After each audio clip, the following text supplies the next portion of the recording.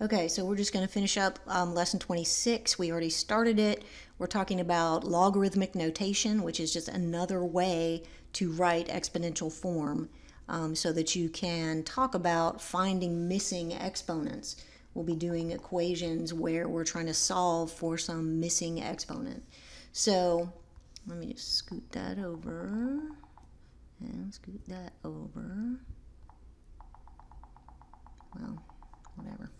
All right, so exponential form you're very familiar with. Base to the power equals number. So base raised to some power, which I'm calling L because logarithm means exponent, equals some number. When you have that form, you can change it into logarithmic form by putting the numbers just in a little bit different place. So you put the word log, and next to the log you put in a little number down low, which is the base of your exponential form. And then the number that your base to a power equals, that goes next to the word log. And then on the other side of the equal sign is where the exponent goes, because you're now solving for an exponent. You're trying to find a missing exponent. Okay, so like I said in class, if you want to change exponential form into logarithmic form, 4 equals 3 to the y power, you write the word log. The base is 3, the number, the thing you're getting, is 4, and the exponent is y. So the log base 3 of 4 is y. That's why I'm saying the log is the exponent. All right, write log base x of 4 equals m in exponential form. All right, so the base is x, the power is m, and the number it equals is 4. So just make sure you know how to move these things to where they go. The base goes there, the number goes there, the exponent goes there. All right, so if you're solving a logarithmic equation, you just change it to exponential form and then you do whatever you need to do to get it solved. So for example, in 26.3, you've got a base b to the power 3 equals 8. And you're trying to figure out what is b so that b cubed equals 8. All right, well, to solve this kind of equation, what you're going to do is raise both sides to the power that will make the exponent 1. So you'll have b to the first equals something, because you're trying to find out what b is. You want to know what b is, so you want to know what b to the first is. So to do that, you can raise both sides to the 1/3 power, and that way when you multiply 3 times 1/3, you get 1. So b to the first equals 8 to the 1/3, and 8 to the 1/3 means the cube root of 8, the number you multiply by itself 3 times to get 8, and that we know is 2.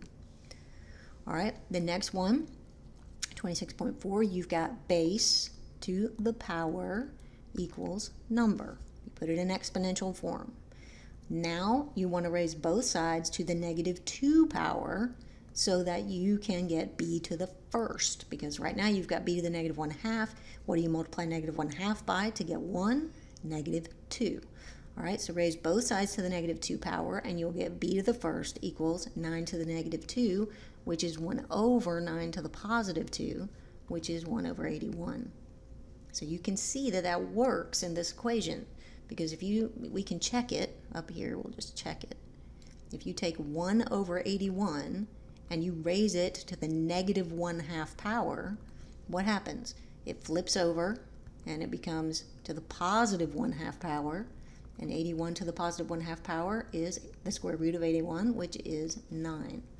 So we can see that the base that you raise -1/2 to get 9 is 81. Sorry, the base you raise to the -1/2 power to get 9 is 1 over 81. Sorry. Yeah, that's what we meant.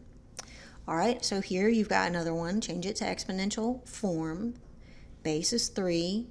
The number is 1 over 27. The power is m, so 3 to the m equals 1 over 27. All right, this time it's not so obvious what that thing is going to be. You can't just raise both sides to the 1 over m power, because that's not going to help you, because m is the thing you're looking for. All right, so what you have to do is rewrite both sides so that they both have the same base. All right, right now the base on the left side is 3. Let's see if we can get the right side to also have that base. You should know that 27 can be written as 3 cubed. All right, so we're getting close here. The base is 3 on the left side. The base is 1/3 on the right side. So if we flip that over and change the sign on the exponent, we've got 3 to the m equals 3 to the negative 3. We can write 1 over 3 to the third as 3 to the negative 3. So now we have the same exact base on both sides. Now if I have 3 to a power equaling 3 to some other power, I know those two powers have to be equal. That's the only way those things can be equal. So m must be negative 3. If 3 to the m equals 3 to the negative 3, then m's got to be negative 3. All right, so in that kind of problem, you get both sides, you get the bases to be the same, and then you'll be able to solve for the exponents. Same thing on this one. You've got a base to the power equals the number. Put them where they belong. And now with this one, it's pretty simple. I mean, you don't have to do anything. All you have to do is work it out. 1/3 to the negative 2 power is 3 to the positive 2 power, which is 9. So P is 9. There was nothing to really solve there. P was already by itself. All right, so here's another one where you have to do a little bit of solving. All right, you've got log base 4 of 8 equals x. The base is 4, so 4 raised to the power, which is x, equals 8. Okay, this isn't so obvious. They don't have the same base, so we need to change it so they both sides of the equation have the same base. We know that 4 can be written as 2 squared, so 2 squared to the x equals 8 can be written as 2 cubed. So now I know my rules for exponents tell me if I have a power raised to another power, I multiply the exponents, so 2 to the 2x equals 2 cubed. So now you have the same base on both sides. If the bases are the same, the exponents must be the same. That's the only way they're going to equal. So 2x must be 3. So now you can solve for x by dividing by 2, and x is 3/2. So that would be the exponent that you would put on 4 to get 8, right? Because you take the square root of 4 and get 2, and then cube it, and it would be 8. So that's how you solve logarithmic equations, and that's how you change things into logarithmic form. That is lesson 26.